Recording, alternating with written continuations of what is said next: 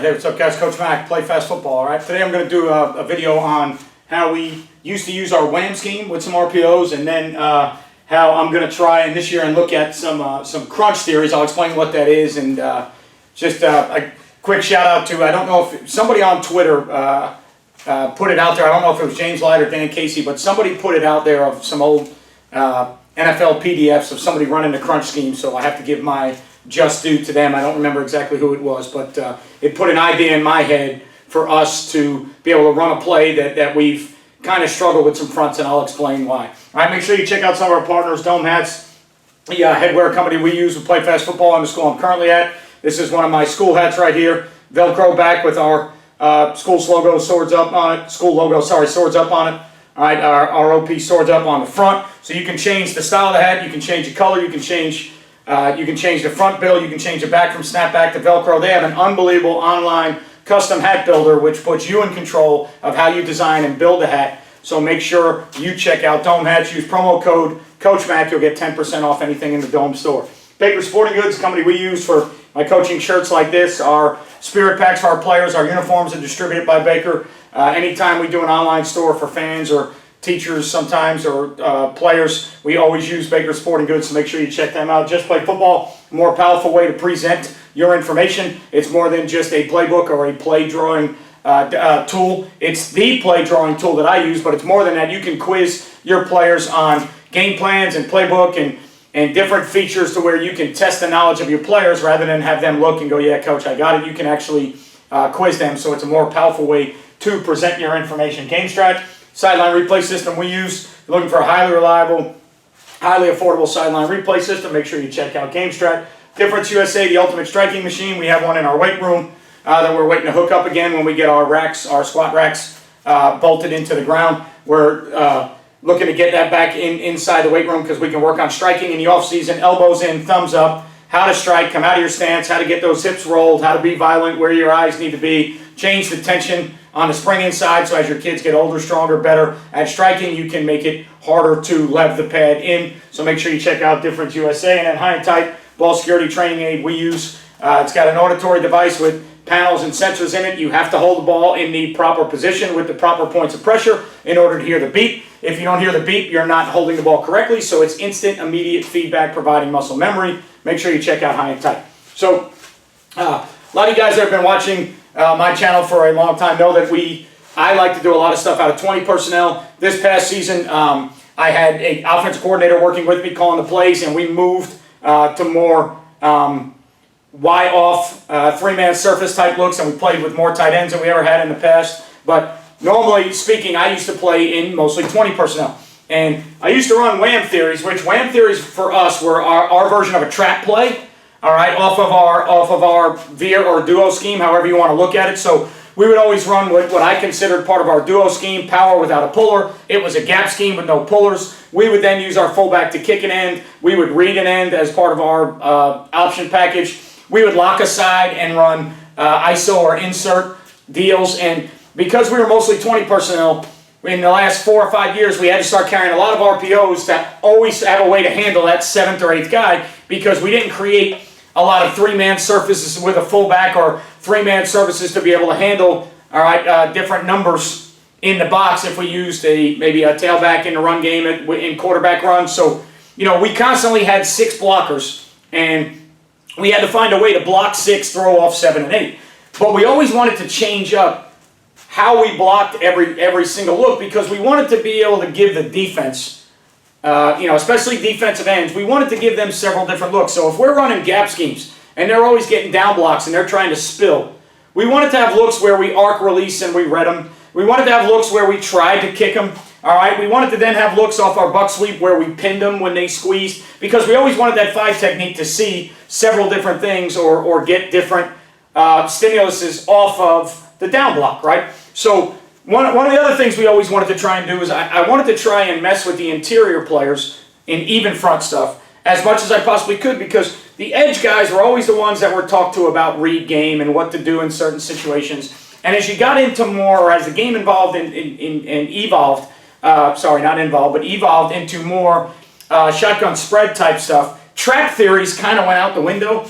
you had some teams, I remember Chip Kelly doing it a while back, and then watching some high school teams do it to us. You had teams that were running some outside components and midline, midline theories, leaving a 1 or a 3 unblocked inside. I thought that was really neat. But we wanted a way to kind of trap or kick out or do something different to the 1 and the 3 techniques, all right, because, they didn't get anywhere near as many stimuluses or responses as the 5 technique got, because we were very rarely leaving the 1 or the 3 unblocked. They didn't have to worry about getting trapped. So I always wanted to carry something where we could trap those guys. So we would carry our Wham play, and our Wham play was built off of, it was a tag off of our gap scheme, our duo play. To me, what is duo? All right, I've talked about this a million times. It's not traditional NFL duo. It's not what everybody else would view as duo. But for me, it's a gap scheme, power without puller. It's how we teach it. So in my mind, I consider it part of the duo family. So what we would end up doing, all right, is we would wham away from the fullback, okay? And one of the things that we started finding, because we weren't a 3-man surface team, we really couldn't dictate where the 3 technique was going to be, all right, because we were not giving them a 3-man surface. So in other words, if they were an over front or an even front team, and they wanted to set the 3 to the 3-man surface, we couldn't give them a 3-man surface and then set the fullback opposite so that I always trapped or kicked out the 3. A lot of times what we found is teams were setting the 3 technique to our sniffer. So what ended up happening was we would have to wham the 1 technique on the backside. All right, so we would have to lock the 3, lock the 5. You already have leverage, so you don't need to recreate leverage. You just need to keep your helmet on the inside half and get a body on a body. You don't need tremendous movement. You just don't need them to cross face. All right, and then we would climb to backers, lock the 5, can't cross your face, and we would wham.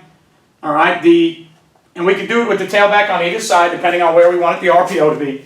We would wham that 1 technique, all right, and I was okay trapping a 1 technique from the gun. I was okay with it. I thought we had enough room. We had some decent success doing it.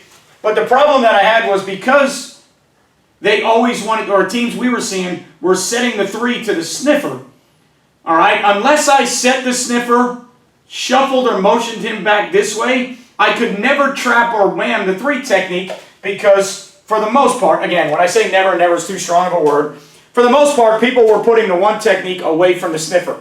And for us, trying to play as a tempo team, we didn't do a lot of things to change the formation once we were set. We didn't do a lot of things to change the call or give the quarterback a chance to call different things. We basically called the wham play. And whatever the first technique was backside of the center is what we ended up whamming. So a lot of times we had to wham a 1 technique, all right, because they gave us the 3 technique to the sniffer side. So what I started thinking about was, is there anything we could do to that 3 technique without having to move or shuffle the sniffer and use any type of motion? Was there anything we could do to that 3 technique that would give him a little bit different response? Instead of just seeing a down block or getting a double team or seeing a down block and getting a down block for the tackle, all right, could we give him anything where he saw a down block and he was left unblocked? Okay, so, he was used to seeing double teams. He was used to maybe a guard pull and a down block for the tackle on our buck scheme. He was used to maybe a guard pulling away and a back block from the center. But we really didn't have anything where we left him unblocked. And I started thinking about, if teams are going to set the 3 to the sniffer, is there anything else I can do? And then I ran across, on either YouTube or Twitter, I don't know where, but I ran across somebody that had a PDF of the old crunch play. And I think it was Hoball maybe running it. I don't know if it was Jim or John, I don't know which one. I tried to find it on my Twitter, but I couldn't find it. But somebody had a diagram of the crunch play, and basically the crunch play was similar in theory. You would double the 1 here for us to the will, and you would get to the mic, and now what you would do is, instead of trapping, all right, the 3 technique and kicking them out, you would actually block the 3 technique down, all right? So we couldn't call it wham because we weren't kicking him out. We were blocking him down and pinning him. It was more like a pin, very similar to the way our sniffer would pin the 5 on buck. We were pinning the 3 inside, and then the ball was taking this track trying to come out the back door. So what it would do for us, and again, this is something that I'm looking at doing in the future now that I've got verification or validation. Sometimes when you have ideas, you need that validation from somewhere where somebody at the higher or elite levels has done it for you to say that you can do it. Now, when I saw this play on somebody's Twitter, again, whoever it is out there, God bless you. I took it from somewhere, again, I don't remember who it was. All right, I'm trying to give credit to the person that I saw it, but it gave me the validation to say that a sniffer could block a 3 technique down and the ball could go behind that. Now, keep in mind, they're playing with, the NFL schemes are a lot more 3-man surfaces, and I'd really have to look at how far the 5 technique is, and will a base block on the 5 technique by the tackle be the same as that 6 or 7 technique? Do I have enough room to get a ball behind the 3 technique if the 3 technique squeezes the down block and I pin him?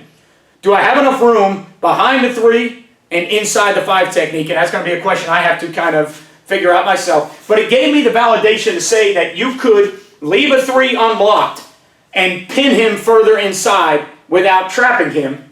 All right, because obviously, like I said, if he's on the side of the sniffer, I couldn't trap him. So now what we could do is we could call, and this is what I saw the play called on Twitter. I don't know if I'll call it crunch or not. That's what I saw it called on Twitter, because we can't call it wham, because wham tells our sniffer to go backside. So that word crunch would tell our sniffer to stay play side. And if it was this front, he would crunch, all right, he would crunch the 3 technique. If it was the even front the other way, he would crunch the 1 technique. So if it was this front here, we'd go straight to backer with the center, straight to backer with the guard here, all right, and then he would crunch the A shape, which, as I look at it, that front would be perfect for us because we could crunch the A shade or the 1, and I know the ball could go behind him. We could wham the 3 on the other side. So that front for us, I don't even know, we could use that crunch theory, all right, but that front, I would probably wham the 3 on the other side if they gave me that front. But now I have the ability to do both, and more importantly, I have the ability, if I know I'm getting the 3 there, I have the ability to now run the crunch theory where I can still leave the 3 unblocked, pin him down, and see if I can get the ball to come behind him and inside the 5 technique, which means subsequently I can carry all my RPOs out here, whether it's, all right, stick with glance behind it, all right, whether it's glance by 2 with fin by 1, whatever the deal is, I can carry all my RPOs off of that apex linebacker because I'm still blocking 6 on 6. And what it's doing is it's giving me the ability, and again, this is something I'll have to try and spring ball, it's giving me the ability to run something at that 3 technique and leave the 3 technique unblocked. Again, what am I trying to accomplish? I'm trying to get that 3 technique to have a read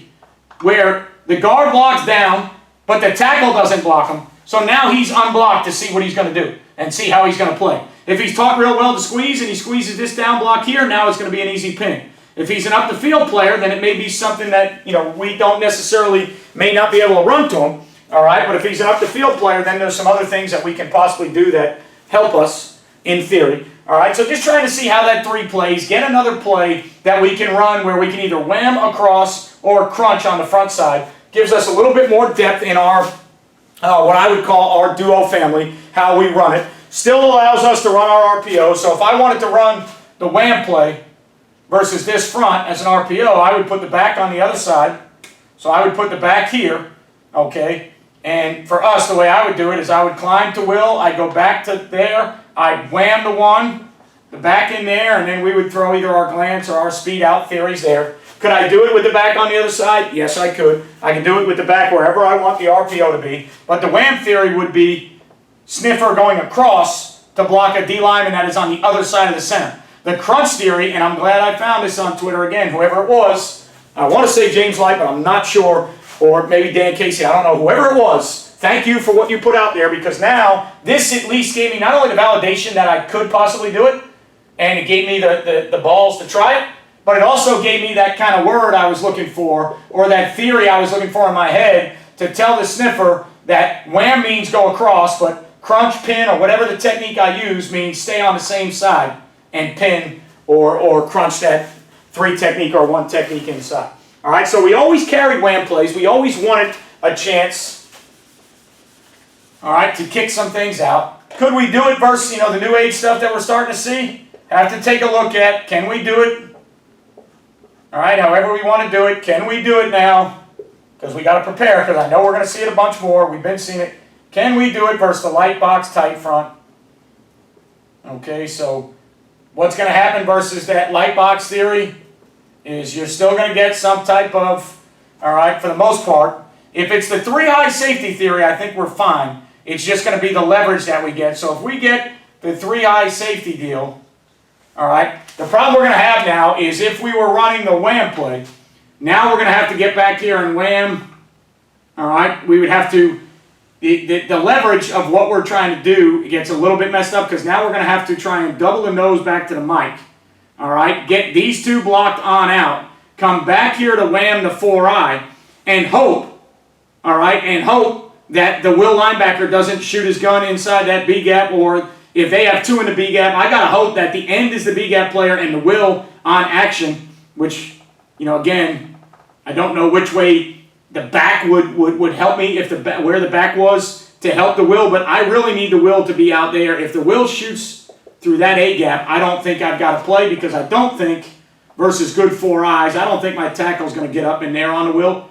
All right. If he does, it ends up making it almost like a split flow kick theory. It's not even really a wham theory anymore. So, you know, the odd fronts make it a little bit tough. If I wanted to crunch this, all right, I would probably end up trying to crunch the nose. And again, I don't know how much or how in love I am with the leverage of it. So if I try to take the center to the mic, and then I try to get these 2 up on the 4i and the will, probably look more like possibly, you know, I might be able to fold that and crunch, all right, that right there, and bring the tail back behind it. So the odd stuff, and this is why you see so much more odd stuff, and why I think, you know, we like the odd stuff so much, is it kind of puts a wrinkle in all those simple theories that you're trying to run against the even front when you're trying to trap a 3 or wham a 3, wham a 1, or crunch a 3 or crunch an A shade or a 1. When it gets to odd, the leverage changes a little bit. So, you know, you got to kind of look at, I'm going to have to look at how we do that, how we declare it, how much does it change what we're doing. All right, but again, thank you to whoever put it out there. The crunch play gave me the terminology I might need, and it gave me the validation to say that I can still leave a front side player on the interior unblocked, pin him down inside, and try and get the ball behind him. Again, the thing that I need to see, if I don't have a 3-man surface and I'm out of 20 personnel, do I have enough room between the down block, the pin on the 3 of the sniffer? All right, how good is my sniffer if the 3 squeezes? How good is my sniffer at pinning him down? How good is my tackle at creating some room, all right, under that 5 technique and making sure that 5 technique doesn't cross his face? But now I might need a little bit of movement on that 5 technique to give me the ability to run the ball. So what this would do on top of our wham theory, on top of our insert theory, on top of our kick or split flow theory, this gives me another addition to the duo family, so I can run a simple gap scheme with tags, build it into our rules, all right, so we build it into how we're tagging it, all right, so for us it's, you know, the insert is for us, when we insert, we lock aside, all right, so if we were to insert, we're just changing a front side, so instead of everybody on the front side being down gap, we lock the 5 technique and we insert onto the backer with the sniffer. That's our insert theory. It's a tag to our gap scheme duo theory.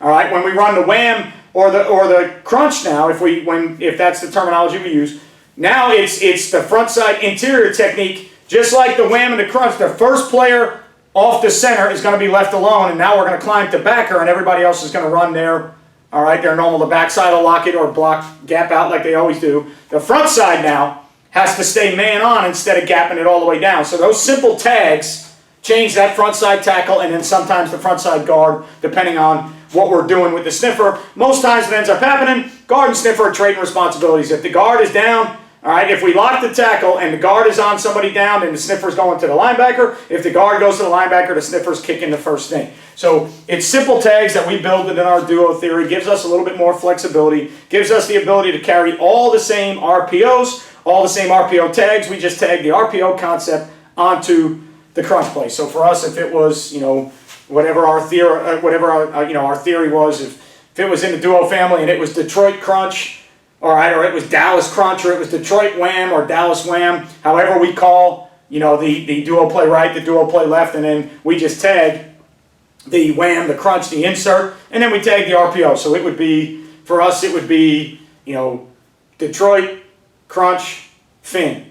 Detroit crunch, snag or glance. Detroit crunch, speed. Whatever it is, that's how we would put the 3 theories together, and then it would just become 3 hand signals for us to try and play at a faster pace. So I hope this helps you guys kind of give an idea of what we do trying to wham or trap interior techniques, now trying to run that crunch theory with the same side sniffer, blocking a same side interior player down. All right, a shout out to the people that I follow on Twitter and people that put great information out there. I know there's a little bit of an issue going on right now with somebody that's bitching about people taking film, all 22 stuff, sharing stuff. That's how coaches get better. There are no secrets. Everything's out there.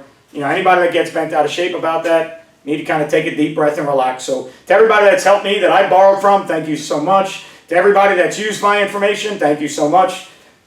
If you use my information on a website or somewhere else, least you can do is give me a thank you or a shout out. I don't need, not asking for royalties, not asking for any of that stuff. Just saying, if you're going to use somebody's information in an article or on your website, at least give that person a heads up to say, hey man, appreciate your video on such and such. I'm going to use it in my write-up for Ohio State, or in my write-up for Michigan, or in my write-up for whoever it is. All right, so again, share information, get better, everybody learn. I appreciate everything you guys do for me. Make sure your notifications are on. If you're not a subscriber, make sure you subscribe. Thumbs up, thumbs down. Either way, it gives me an idea what you like, what you don't like. As always, leave a comment. Any comment I see that comes on my end, I try to respond to, and if I can, I will do a video. If you leave me a comment on a video to do, if I can do that video justice, I will do that video. All right, if you're getting ready to play football in the spring, God bless you. Do everything you need to do. It is possible. We played in the fall. If you're getting ready, or if you're in the off season right now, keep working hard. Getting ready for the spring in May like we are. All right, everybody keep moving forward. Make sure we're doing the right thing, keeping everybody healthy and doing the things we need to do to keep building our programs. Thank you for everything you do for me. Remember, you won't play well until you play fast, and I'll see you next time.